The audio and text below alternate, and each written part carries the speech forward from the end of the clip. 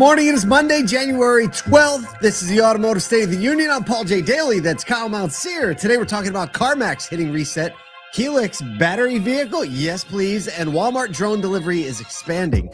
Maybe to one of the stores near you. I think they're going 150 stores. You think we'll ever drone deliver cars? No, I'm down. I'm down on that. I'm off. I'm full off. So much risk. No, like you can drop a box on my roof and it'll be fine, but don't you try and drop cars on my roof. You know what I mean? I think that'll come when the car can fly and it can deliver. It'll have to fly itself. Let's get the cars delivering themselves via the road first. Let's stay on the ground for a second. Man, we're firmly planted in 2026. Yeah, we're ready to go. Dude, January's half over pretty much. There's no Happy New Year. We are in it. We're going to be traveling here soon. NADA show is shaping up. We got NADAparties.com. If you don't know, that's where all the parties are. That's where the whole list is. If you want to know, if you want to schedule it, if you want to tell your team where to go after the show floor, that's where to do it. Yeah, NADAparties.com. Watching people, that's the hottest site as soon as you get there, pretty much. As soon as you get to NADA. Also, we're going to be at Public Policy Day in Washington, D.C. on the 22nd. So next Thursday.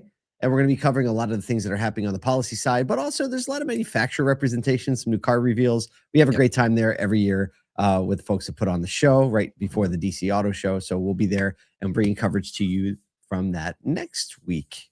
Yeah. Man, it's next week already.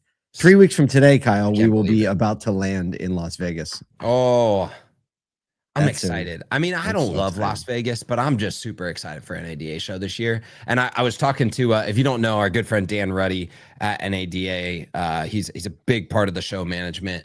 And I was talking to him. I was like, how do you feel knowing that it's not going to shut down because of snow? And he was like, look, the team is just beside themselves excited. So I can't imagine being on that. That's one less thing we have to worry about, total upheaval. Yeah. Oh boy, I can't believe that was last year. It's wild. It's wild. Well, and Vegas is like, since it's every other year, that's like home base, so you feel like you're moving in your home and so I'm sure that's ready to go. For sure. No, when you land, you kind of know what to do.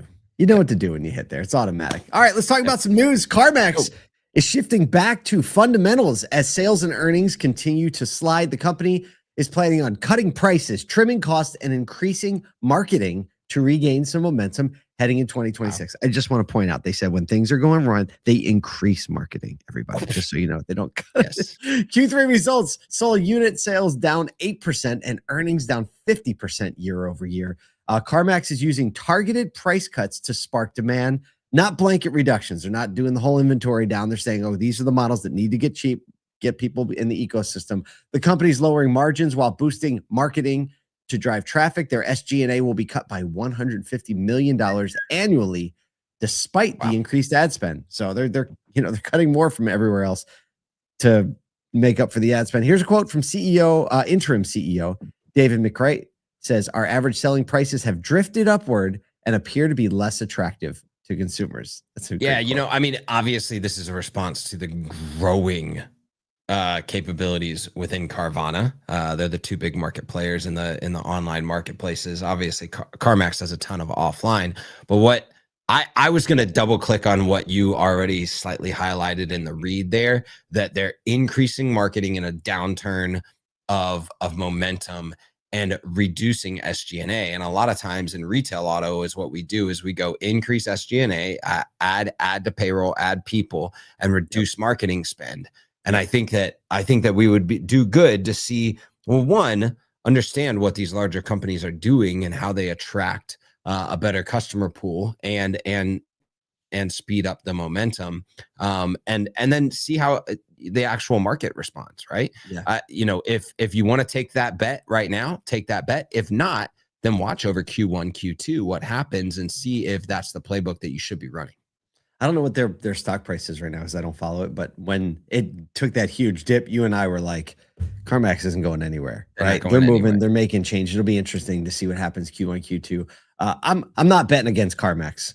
Nope. Some savvy operators. But this combination, like you already pointed out, the combination of pricing / affordability and marketing, and that doesn't necessarily mean just spending more on ad dollars. They're going to shift the messaging, folks, right? It's not just more of what you're doing. It's a different what you're doing and more of that. So I'm not betting against CarMax. I think they're going to come back swinging. They know how to operate in this industry. They know how to adjust. They know how to get efficient. So they're just kind of leaning into their stuff there. Be interesting to see. Speaking of leaning into the stuff. Stop. Segue. Time.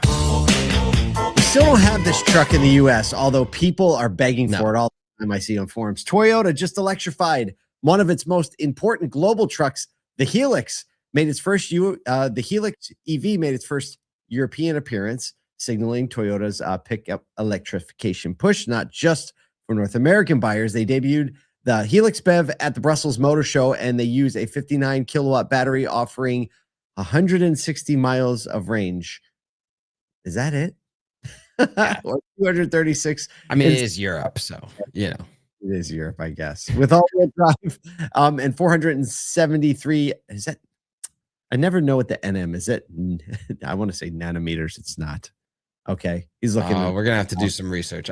Newton meter. That's Newton meters. Yes, it can tow 1.6 tons, haul over 1,500 pounds, keeping it a work truck. Europe is getting the Hilux BEV in April, but the truck isn't sold in the U.S. and Toyota isn't signaling that will change.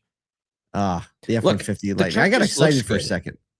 It just looks good, you know, and I think that it's so interesting that they're not bringing it to the U.S. It is a smaller truck. That's not what the U.S. typically buys, and it is a full EV, and it has short miles of range. Now, all of those things are conducive to a European buyer, but I can't imagine. I mean, like you said, the threads. Every time this conversation comes up, the news is asking for it. The culture is asking for it. So we'll see if like maybe there's these smaller size EV trucks that make it into the US. But I mean, they have the Taco though. Like the Tacoma is so popular. Yeah, I can definitely see them like, where does this actually fit into the lineup here? Yeah, because it's kind of like a Honda Ridgeline looking thing, and it's not really like a Toyota truck looking thing, you know. Yeah. I was excited for a second, especially with like Ford cutting F-150 Lightning and me feeling a little bad about that still. I'm like, all right, maybe I'm a Toyota guy then. I'm so sorry. Because I'll tell you what, electric pickup truck is the jam. It's the jam. Speaking of the jam. Stop. Segue. Time. I so badly want to see this in real life. Alphabet-owned Wing is dramatically expanding its on-demand drone partnership with Walmart, signaling that flying groceries and meds are becoming a real part of everyday commerce. Wing will expand drone delivery to 150 more Walmart stores, building on pilots in Dallas, Fort Worth, and Atlanta. Wing's top 25% of customers order 3 times per week, mostly groceries like eggs, ground beef, produce, and snacks. Once complete, Wing will operate from 270 plus Walmart locations, reaching roughly 10% of the U.S. population. Okay. Walmart remains Wing's primary commercial partner, even as the company continues testing larger drones capable of carrying 5-pound payloads. Wing's new chief business officer, Heather Rivera, said volume is definitely powering our flywheel. Oh my gosh. I mean, I've yet to see, when I see the videos of these things, I'm always like, that's super cool. And then all of the contingencies flood my mind. Like, what about people? What about dogs? What about, all these things? But under 5-pound payload, you can deliver quite a bit under that still, especially when it's talking about like the light groceries and meds. I'm thinking about that. Like medical delivery because you think about the folks need that fast, who often they need it fast, or they're just not very mobile, right? As the population gets older, less likely to drive, hard to walk places. I'd be curious to see what the markets are. I'm assuming they are just suburban, rural markets because we're not going to see building top drone deliveries, I don't think, anytime soon. No, and obviously there's probably a lot of dependency on weather and things like that. But, the number of times that we order the very simple 1 or 2 things from an Amazon or a Walmart delivery service, it totally makes sense that why send an entire car with all the gas and everything out here to our location when you could just drone drop that thing?